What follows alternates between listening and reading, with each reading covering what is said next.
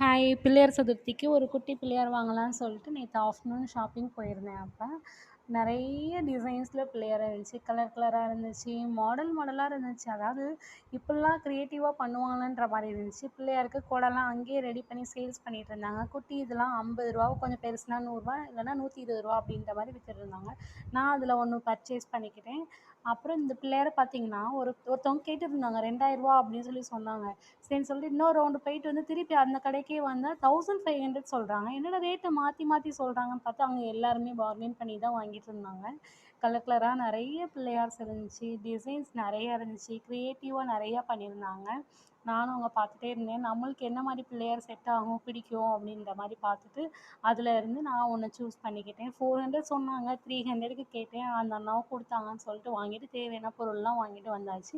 வீட்ல வந்து நல்லபடியா பூஜை பண்ணிட்டு, எங்க வீட்டு பிள்ளையார் எப்படி இருக்குன்னு கமெண்ட் பண்ணுங்க. தேங்க்